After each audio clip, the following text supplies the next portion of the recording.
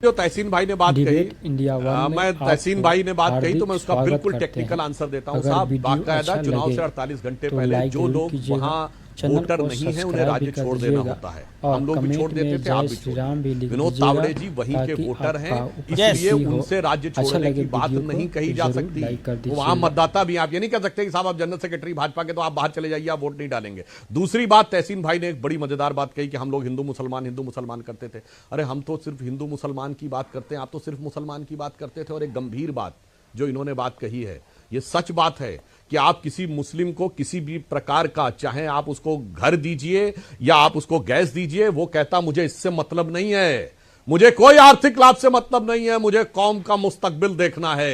ये एक fundamental difference है, जो कि यह बात जाने अनजाने में जो बोला तहसीन भाई ने, उसके मुंह से यह बात परोक्ष रूप से समझ में आती है। और देश के करोड़ों लोगों को समझना चाहिए कि अगर उन्हें इस बात के लिए चाहे शौचालय मिले, घर मिले, हेल्थ इंश्योरेंस मिले, गैस मिले, वो कहते हैं हेल्प विद इट, हमें देखना है कि हमारा फ्यूचर कहां है। और दूसरी तरफ किसी समुदाय से कहा जाता है वर्तमान में क्या मिल रहा है, वो देखो, हेल्प विद द फ्यूचर। तहसीन, ये बात तो सत्य है कि आप बार बार कह रहे हैं कि बीजेपी हिंदू मुसलमान कर रही है, हिंदू मुसलमान कर रही है। नोमानी का समर्थन कांग्रेस को, उद्धव ठाकरे गुट को, शिवसेना के, और एनसीपी शरद पवार को नोमानी का समर्थन। इसके अलावा बाकी उलेमा को समर्थन भी अघाड़ी को, यानी कांग्रेस, शिवसेना, उद्धव गुट और एनसीपी शरद पवार गुट, इनको समर्थन। इसके अलावा नेता आपके यानी अबू आजमी, वो जाते हैं एक उलेमा के पास और वहां पर बयान करवाते हैं, फतवा करवाते हैं। उसके अलावा स्वरा भास्कर के जो मियां साहब हैं, वो जाते हैं नोमानी के पास उनका संरक्षण लेने के लिए, पॉलिटिकल। अब बताइए कौन कर रहा है हिंदू मुसलमान इस चुनाव के अंदर? क्या बीजेपी ने किसी उलेमा से बुलवाया, या किसी मौलवी से बुलवाया, या किसी पंडित या महामंडलेश्वर से बुलवाया? क्या बीजेपी ने बुलवाया? अघाड़ी के पक्ष में आया ना बयान। नहीं, मैं जवाब दे दो अमित जी। जी बिल्कुल दीजिए। आपकी बात बिल्कुल सही है। वैसे तो जब भी चुनाव होते, हरियाणा में छोटे से छोटे चुनाव होते तो राम रहीम जी बाहर आ जाते। वो तो आपने खुद कवर किया और आपने खुद इस पर आपत्ति दर्ज की। वो तो बीजेपी क्या करती है वो तो हमें पता है, लेकिन हम उस मुद्दे में नहीं जाते। ये क्यूरियस बात नहीं है अमित जी कि चुनाव महाराष्ट्र में चल रहे हैं और ये जितने भी उलेमा साहब है, मौलाना साहब है, इनकी जो चिट्ठी जो पहले लिखी गई थी, ये चुनाव के वक्त बार आती, यहां तक कि वो आतंकवादी यासीन मलिक की पत्नी राहुल गांधी को पत्र लिखे। मैंने तो ये तक बोला कि बीजेपी का साथ देने वालों को हुक्का पानी बंद होना चाहिए। मैं अपना जवाब दे दूं? बोला है चुनाव से पहले, इसका जवाब दे देता हूं, मैं इसका जवाब दे देता हूं अमित जी। लोकसभा चुनाव के अंदर एक पैटर्न हमने देखा है, जिसको मेरी बात अगर समाप्त हो जाए तो जी, मैं अपनी बात समाप्त कर दूं नोमानी जी के बारे में। और एक और चीज, मैं सिर्फ 2 ही लाइन करूं, दो ही लाइन, 30 सेकंड से कम लूंगा। ये क्यूरियस बात नहीं है अमित जी कि यासीन मलिक उस आतंकवादी की पत्नी राहुल गांधी को पत्र लिखती है। वो पत्र आज तक राहुल भाई को नहीं मिला, लेकिन मीडिया में सबको और बीजेपी के सभी प्रवक्ताओं को मिल गया। ये बात क्यूरियस नहीं कि नोमानी साहब जो कहते हैं मोदी जी उनके भाई जैसे, मोहन भार्गव जी उनके भाई जैसे, तालिबान के साथ व्यवहार करना चाहिए, भारत की सरकार, हुकूमत उनकी बात सुनती है, वो महाराष्ट्र के चुनाव में आ जाते। भैया कौन किसको सपोर्ट देता? क्या उद्धव साहब, क्या राहुल जी, क्या शरद पवार जी गए किसके पास? हाँ, मैं मानता हूं मिस्टर भास्कर गए, उनका व्यक्तिगत है। क्या ये पार्टीज नहीं गई? क्या उद्धव साहब गए? क्या कौन किसको सपोर्ट देता? उसे हमें क्या? हम जो कह रहे हैं उस बात पे हम कोई किसी को सपोर्ट करे उसे हमें क्या? मतलब ये तो कमाल की बात हो गई। ये देखिए, ये पॉलिटिकल सपोर्ट आते हैं और हमने अगर उद्धव साहब, राहुल जी, अब चलिए, आपने बोला ना धर्म की बात कोई नहीं करा। अमीक जमाई की मैं बात कर लेता हूं। अमीक जमाई, आपकी पार्टी ने बोला कि बुड़के में जो है वो किसी को की जांच ना हो और खुल्लम खुल्ला उनको वोट डालने का अधिकार मिले, पुलिस उनकी जांच ना करे और वोट डाले। अब इसमें धर्म कौन लेकर आया? घूंघट की भी बात लिख देता फिर आप। बात ठीक है अमीश जी, हम तो ये पूछना चाहते हैं सुधांशु त्रिवेदी जी से कि भारतीय जनता पार्टी को आखिर महिलाओं में इतना इंटरेस्ट क्यों है, मुस्लिम महिलाओं में इतना इंटरेस्ट क्यों है?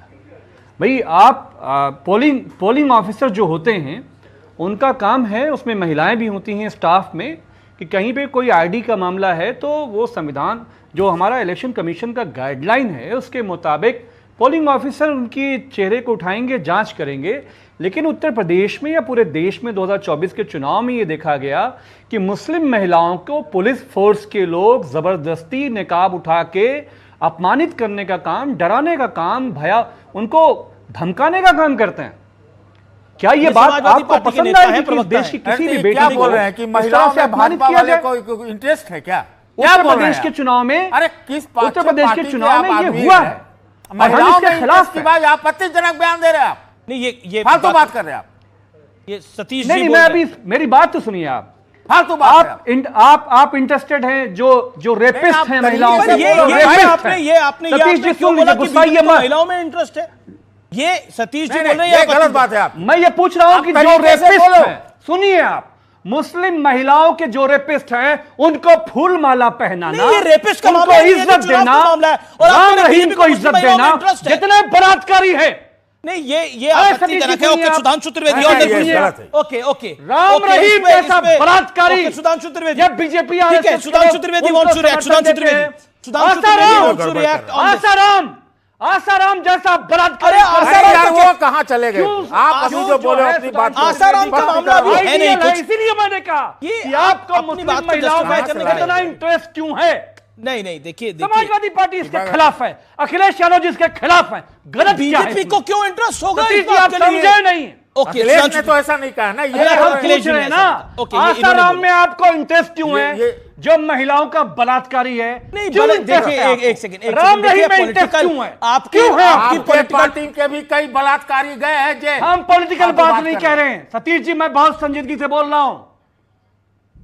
अरे सीसीटीवी कैमरा लगवाते हो महिलाओं के पीछे भारतीय जनता पार्टी के लोग, इंटरेस्ट है ना गुजरात के अंदर? ये इसलिए बोल रहे हैं आपको। नहीं, ओके, मुसलमान बेटियों के जो रेपिस्ट हैं उनको सम्मान देते हो आप।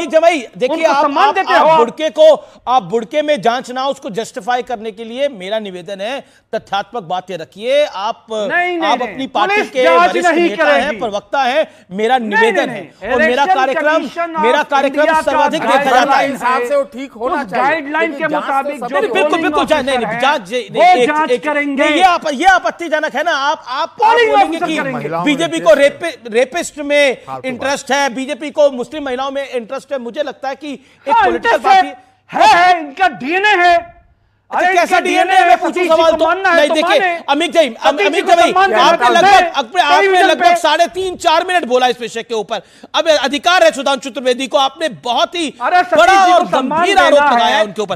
Audios down and which is big controversial, which is quite controversial. Okay, audio's down. Sudhanshu Trivedi on screen. देखिए, इंटरेस्ट की बात करते करते कितना फ्रस्ट्रेट होकर ये बोलने लगते हैं। मुझे लगता है इस प्रकार की वाहियात बातें करने से बचना चाहिए। मगर फिर भी मैं अमित जमाई जी आपको बता देना चाहता हूं, सिर्फ फैक्ट रख रहा हूं। आपकी सरकार थी, सहारनपुर में बलात्कार हुआ, आजम खान ने कहा कि यह रेप फर्जी है, यह बीजेपी वालों का आरोप है। हाई कोर्ट ने कहा बिना शर्त माफी मांगनी पड़ी। आप याद करिए, संसद के अंदर सभापति की सीट पर बैठी हुई महिला के बारे में उन्होंने आपत्तिजनक बयान दिया, 3 दिन तक माफी नहीं मांगी और अखिलेश जी शांति से बैठे रहे। यह है आपका इंटरेस्ट। और अभी देखिए, अभी आपका एक नेता पकड़ा गया जो अपने यहां बच्चियों को बुलाता था। आपकी एक महिला प्रवक्ता ने कहा कि बच्चियां वहां 15-16 साल की बच्चियां वहां करने का नवाब सिंह है। और आप तो उस पार्टी के नेता जो कहते हैं लड़कों से गलती हो जाया करती है। और रही बात इसकी, तो मैं यह भी बताना चाहता हूं, अभी यासीन मलिक का नाम लिया तहसीन भाई ने, तो ये वही यासीन मलिक है ना, तहसीन भाई जिसको प्रधानमंत्री